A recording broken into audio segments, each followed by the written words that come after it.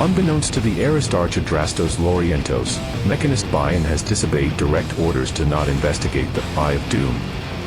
As the Yaros and Azatites forces start to march back home, a dark and sinister force has taken control of the Mechanist and his automata. The marching forces start to notice their surrounding changing, as dark clouds are formed overhead, and the rain begins to pelt down. Strange eldritch crypts litter the landscape. The ground underneath their sandals is morphing into moss-covered cobblestones, and as lightning flashes across the sky, a hunter's horn sounds from ahead of the vanguard.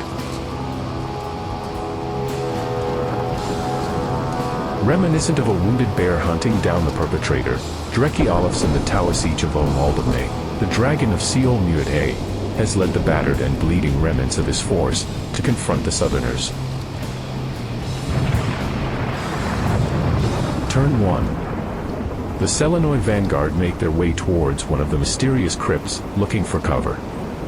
As they spy the advance of the Norse vanguard, for the bow chosen and stalkers have arrived in the center of the battlefield, Ursa and her pet, Signy, know their waxed bows care little for this storm, whilst Valder the Silent and his stalkers barely attempt to hide from the blooded Scathason, that this may be his last chance to prove himself. Turn 2. Rimgrimnir the Silent, no stranger to death and decay, leads his fellow trolls into one of the crypts. With a strange ethereal glow, Mechanist Bion and his clockwork hoplites march onto the battlefield. Matching him is Dreki Olafson and his Huskarls. They march right up behind the stalkers and Scathason. Polemarch Praxiteles leads a phalanx of hoplites joined by the hero Dorilates, Arjesh. Seemingly attracted to the stench surrounding the trolls, a pack of Fenrir race across the cobblestones. The Yaros and Azatites Scorpios chariot spots the trolls through the rain and unleashes a volley of vicious bolts into the crypt dwellers.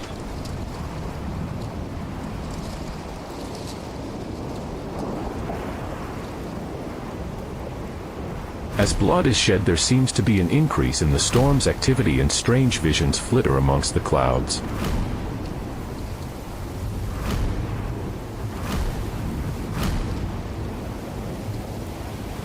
Turn 3. The Scorpios continue to launch bolt after bolt into the crypt trolls, despite the trolls' preternatural regeneration.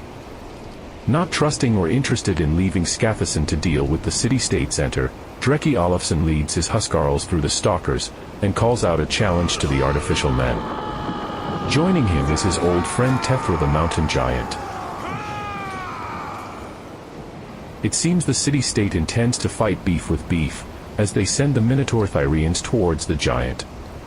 Backing them up is the fiery Eparchos commander, Caiaphas, and his select retinue of companion cavalry. In the wake of Dreki, Jarl Egil Skullgrimson leads Bovrub Jarki and his frothing bear sarks.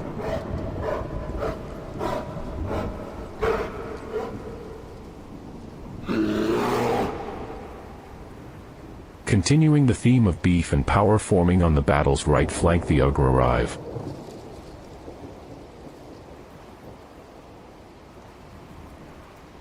On the Nord's far left a Flogobalin appears, and as it makes its way around the flank, it is intercepted by the shaman Ragnvald. The raiders and Ragnvald have first-hand experience of how deadly these city-state chariots could be, and have no intention of letting this one run free on the battlefield. The Phalangites have arrived. Having secretly force-marched across the continent whilst enduring severe harassment, they have achieved their goal of being Aristarch Adrastos Lorientos' bulwark. The Fenrir continued their race forward, eyeing up the many choice meats available. Mechanist Bion was continuing to exhibit weird and strange behaviors. Ursa and the bow chosen strode forward, readying their bows with ill intent. Rimgrimnir the Silent, sick of the annoying bolts, leads his fellow trolls out of the crypt towards the offending chariot. As the storm increases, and Mechanist Bion starts to exhibit signs of an uncontrolled power overload, the two armies lines close up ready to engage.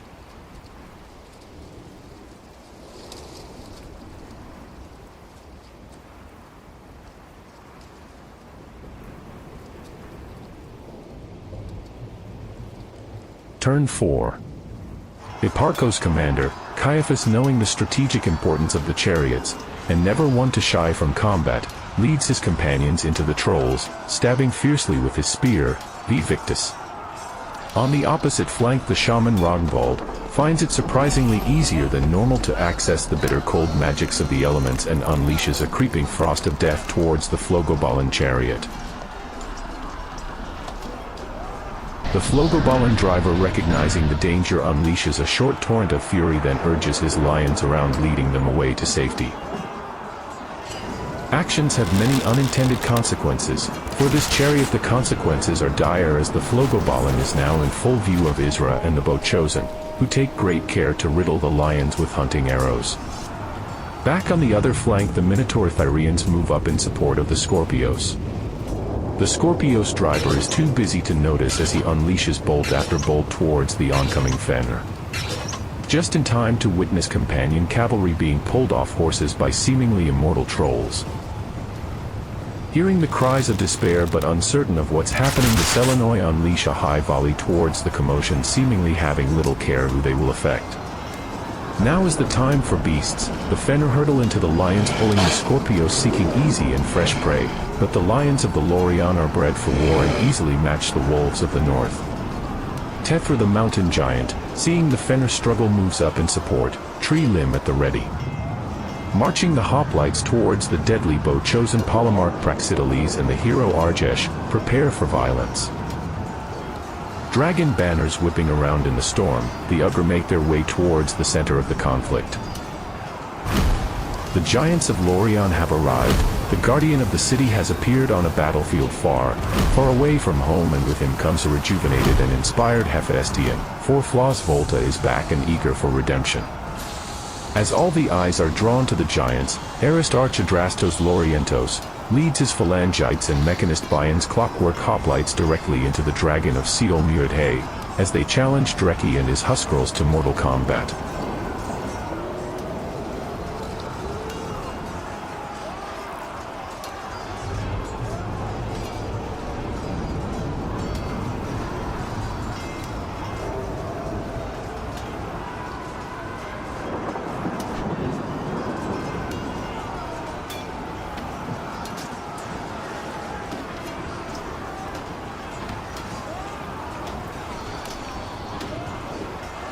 Turn 5. Polemarch Praxiteles leads the hoplites into the Bochosen. Isra and her warriors, after releasing a quick volley, make the wise choice to scatter and fall back, leaving the city-state forces isolated and overextended. The massive scrum between the Huskarls and clockwork hoplites heats up, with both sides taking casualties, as Dreki Olafson begins to cut his way towards the ominously glowing Mechanist.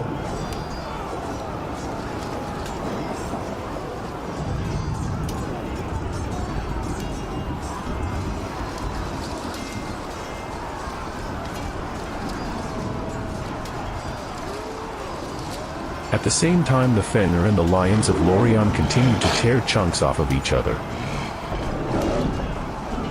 Not wanting to be trapped in an extended combat verse, a foe who constantly heals, the Eparchos commander Caiaphas wheels about and leads the remaining companions away. As the heavily wounded and partially frozen lions pull the Flogobalan towards the Mechanist, the driver spots a chance to unleash alchemical fury on the Huskarl flank. It proves to be super effective.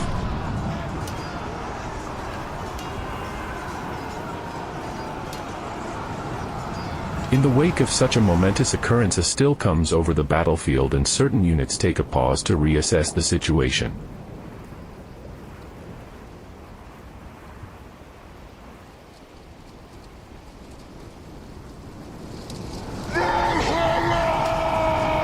With a roar which the growing storm seems to reply to, Tethra charges into the Minotaur Thyrians.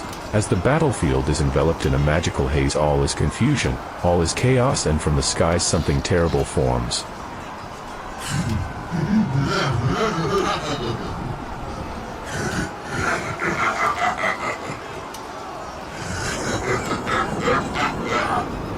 High concentration of subjects. Wonderful. Odd creatures of blood and flesh. such fascinating evolution. My presence causes them distress. You may experience mild incineration.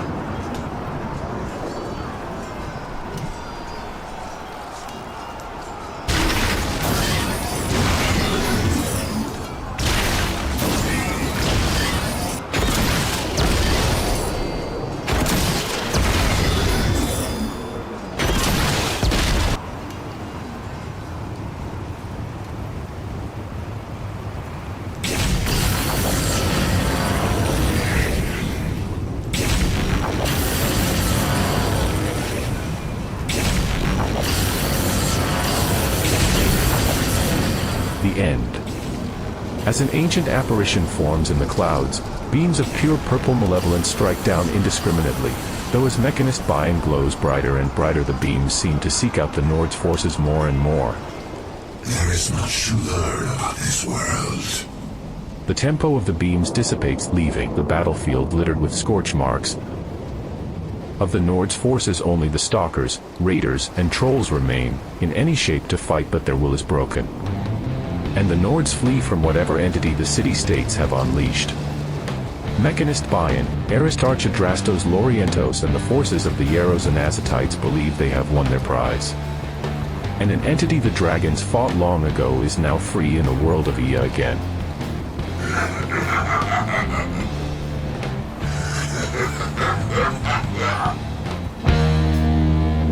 10,000 years ago